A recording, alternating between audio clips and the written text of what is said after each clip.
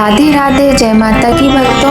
आप सभी का स्वागत करती हूँ स्पिरिचुअल ज्ञान साधना में और आप सभी से अनुरोध करती हूँ कि स्पिरिचुअल ज्ञान साधना को सब्सक्राइब कर लीजिए और बेल आइकन को प्रेस कर दीजिए ताकि आपको नई नई वीडियोस का नोटिफिकेशन। जय श्री गणेश, जय माता की। राधे राधे भक्तों, कैसे हैं आप लोग? आशा करते हैं सभी लोग बहुत अच्छे होंगे। प्रिय भक्तों, आज बुधवार का दिन है। बुधवार का दिन बुध ग्रह को समर्पित है। बुधदेव एक ग्रह हैं जो हिंदू ज्योतिष में नव ग्रहों में से एक हैं। यह ग्रह बुध ग्रह के नाम से जाने जाते हैं, जो सूर्य के सबसे निकट का ग्रह है। बुधदेव को बुद्धि, वाणी, संचार और व्यापार का कारक ग्रह माना जाता है। ज्योतिष में बुध देव को चंद्रदेव के पुत्र और बृहस्पति देव के द्वारा भी पुत्र के रूप में स्वीकार किया गया है। बुध देव का रंग हरा है। वह बहुत ही सुंदर एवं युवा राजकुमार के रूप में बताए जाते हैं। बुध देव को बुधवार का दिन समर्पित है। इस दिन बुध देव की कृपा से व्यक्ति को बुद्धि, ज्ञान और समृद्धि की प्राप्ति होती है। बुधवार का व्रत रखने से हमारी कुंडली में मौजूद बुध ग्रह से संबंधित दोषों से हमें मुक्ति मिलती है। बहुत सारे लोग बुधवार का व्रत करते हैं। बुधवार का दिन सभी देवी देवताओं में सबसे पहले पूजे जाने वाले भगवान गणेश जी का भी माना जाता है। बुधवार के दिन भगवान बुद्धदेव और गणेश जी की पूजा की जाती है। पूजा के समय बुधवार की व्रत कथा भी जरूर सुननी चाहिए, इससे व्रत पूर्ण होता है। प्रिय भक्तों, आज की सुंदर वीडियो में हम आपको बुधवार व्रत कथा सुनाएंगे। किसी भी व्रत में कथा अवश्य सुननी चाहिए, क्योंकि कथा सुनने से ही व्रत पूर्ण माना जाता है और बुधवार व्रत का महत्व भी इससे आपको पता चलता है। कथा के बिना व्रत अधूरा रहता है और व्रत का पूर्ण फल प्राप्त नहीं होता। जो पूजा पाठ और व्रत कथा का श्रवण करता है उस पर बुधदेव प्रसन्न होते हैं, उसके परिवार में खुशियां आती हैं और सभी प्रकार के कष्ट मिटते हैं। तो भक्तों, आइए सुनते हैं बुधवार व्रत की कथा। बोलिए गणेश भगवान की जय, गौरी शंकर भगवान की जय, लक्ष्मी नारायण भगवान की जय। बोलिए बुधदेव भगवान की जय। एक समय की बात है, एक युवक का विवाह हुआ था। विवाह को कुछ वर्ष बीत गए थे और उसकी पत्नी पहली बार अपने मायके गई थी। कई दिनों तक वह मायके में रही। उसके बाद उसका पति उसे लेने उसके मायके पहुंचा ताकि पत्नी को विदा करके अपने घर ले आए। वह अपने ससुराल में पत्नी के साथ कुछ दिनों तक रहा, फिर अपने सास और ससुर से पत्नी को विदा करने के लिए कहा। अगले दिन बुधवार था, तो उसके ससुर ने कहा कि बुधवार के दिन बेटी को मायके से विदा नहीं करते हैं, यह अशुभ माना जाता है। लेकिन युवक ने ससुर की बात नहीं मानी। उसने पत्नी को विदा करने की जिद की। उसको और लोगों ने भी समझाया, लेकिन उसने किसी की बात नहीं मानी और अपनी जिद पर अड़ गया कि उसे बुधवार के दिन ही जाना है। इस तरह जिद करके उसने अपनी पत्नी को विदा करा लिया और अपने घर की ओर चल पड़ा। चलते चलते बीच रास्ते में उसकी पत्नी ने कहा कि मुझे बहुत तेज प्यास लगी है। पत्नी की बात सुनकर पति रास्ते में रुक गया। उसने अपनी पत्नी को एक जगह पर बैठा दिया और उसके बाद स्वयं पानी की तलाश में निकल गया। उसने कई जगहों पर पानी की तलाश की। काफ़ी इधर उधर भटकने के बाद उसे पानी मिल गया, तो वह पानी लेकर अपनी पत्नी के पास पहुंचा।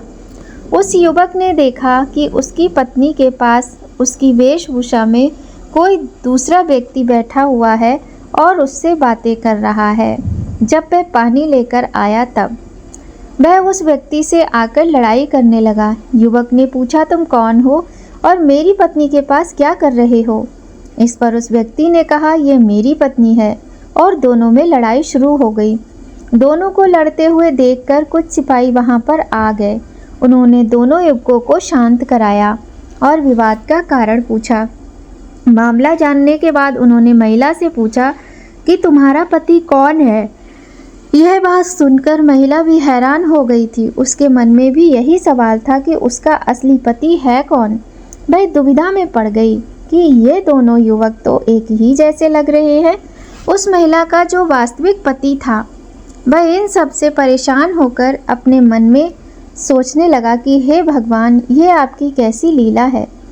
तभी आकाशवाणी हुई कि बुधवार के दिन पत्नी को विदा कराकर ससुराल नहीं ले जाना चाहिए था। तुमने अपने सास और ससुर की बात नहीं मानी। यह सब भगवान बुद्ध देव के प्रकोप के कारण हो रहा है। इस आकाशवाणी को सुनकर युवक डर गया। उसने भगवान बुद्ध देव से क्षमा याचना की। भगवान बुद्ध देव जी, आप मुझे क्षमा कर दें, बड़ी गलती कर दी है। अब आगे से मैं ऐसी गलती नहीं करूँगा। भविष्य में बुधवार को यात्रा नहीं करूँगा और बुधवार व्रत रखकर आपका पूजन करूँगा। उस युवक की प्रार्थना से बुद्धदेव प्रसन्न हो गए और उसे क्षमा कर दिया। इसी दौरान एक चमत्कार हुआ कि वह व्यक्ति गायब हो गया जो उस युवक की पत्नी को अपनी पत्नी बता रहा था। इस चमत्कार को देखकर सभी हैरान रह गए। इससे ये प्रमाणित हो गया कि उस महिला का पति वह युवक ही है। सिपाहियों ने दोनों को सम्मानपूर्वक वहां से विदा किया। दोनों पति पत्नी अपने घर आ गए और प्रत्येक बुधवार का व्रत नियम पूर्वक करने लगे।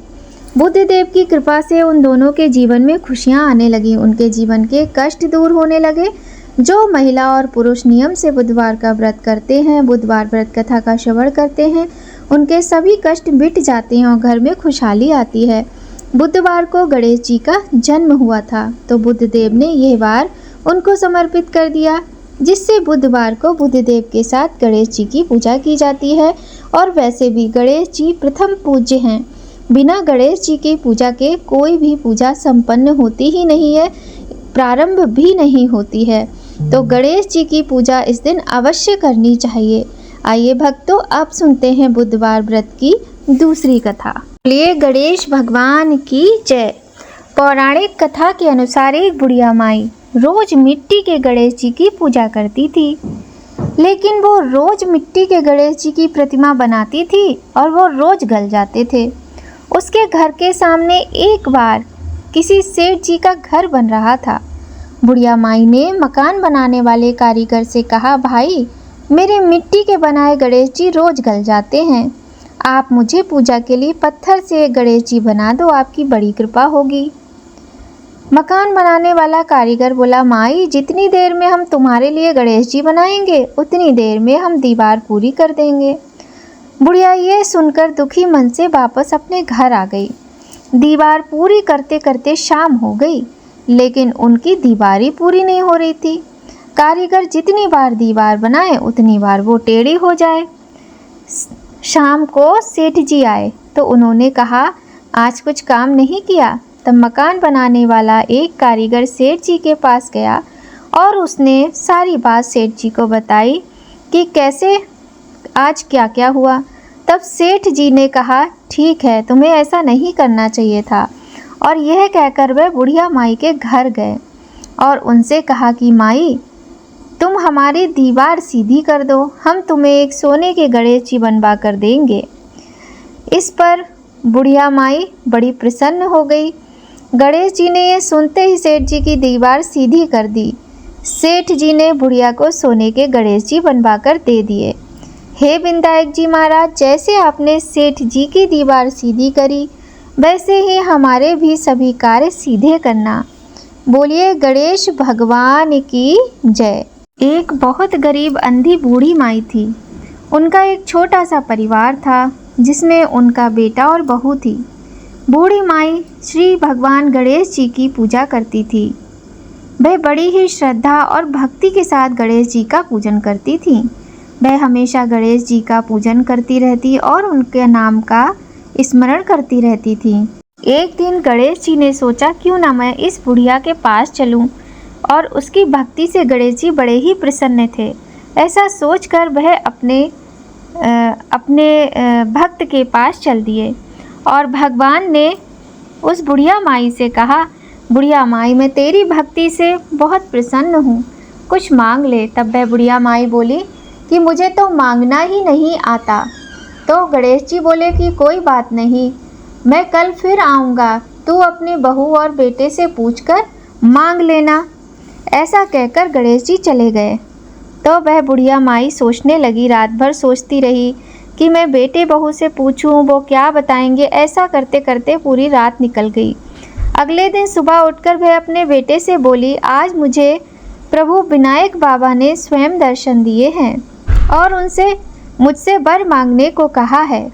मुझे तो पता ही नहीं कि क्या मांगना चाहिए। तुम दोनों ही कुछ सोच समझकर बताओ क्या मांगूं। वे फिर कल दोबारा आएंगे। बेटे ने कहा कि माँ धन दौलत मांग ले।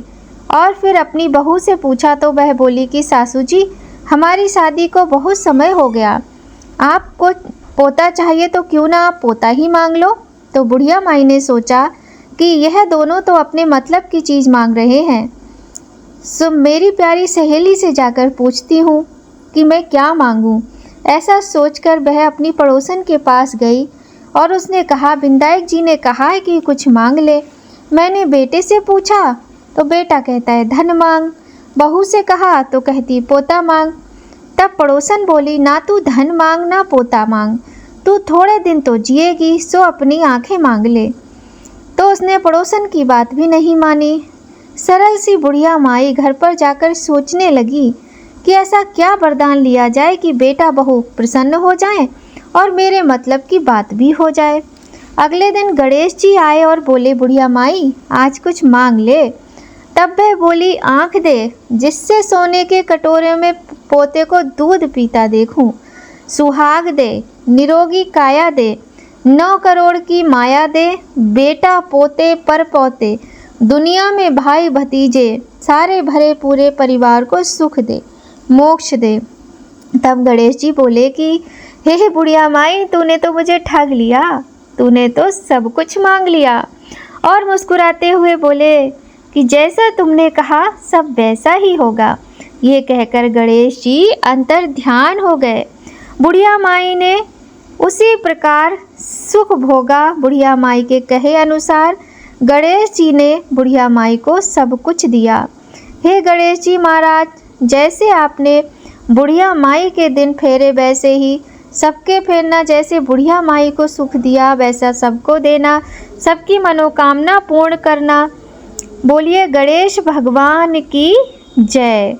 आइए भक्तों, अब करते हैं भगवान श्री गणेश की बड़ी ही सुंदर स्तुति। गाइए गणपति जगवंदन, शंकर सुवन भवानी के नंदन। गाइए गणपति जगवंदन, शंकर सुवन भवानी के नंदन। सिद्धि सदन गज बदन विनायक, कृपा सिंधु सुंदर सब लायक। गाइए गणपति जगवंदन, शंकर सुवन भवानी के नंदन।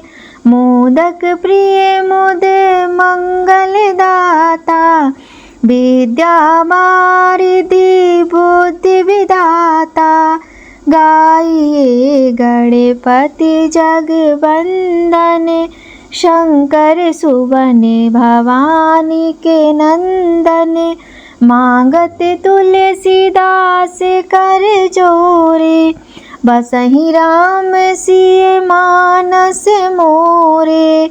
गाइए गणपति जगवंदन, शंकर सुवन भवानी के नंदन। गाइए गणपति जगवंदन, शंकर सुवन भवानी के नंदन। बोलिए गणेश भगवान की जय। प्रिय भक्तों, आज बहुत ही सुंदर बुधवार के दिन हमने बड़ी ही सुंदर भगवान श्री गणेश और भगवान बुद्ध देव की कथाएं सुनी। आज की वीडियो यदि आपको थोड़ी भी अच्छी लगी हो तो वीडियो को लाइक कीजिएगा। चैनल पर यदि पहली बार आए हैं तो चैनल को सब्सक्राइब करके बेल आइकन प्रेस कर दीजिएगा, ताकि आपको महत्वपूर्ण वीडियोस का नोटिफिकेशन सबसे पहले मिले। तो तो भक्तों, आप सभी पर भगवान श्री गणेश और भगवान बुद्ध देव की कृपा सदा बनी रहे। जय माता की भक्तों, राधे राधे।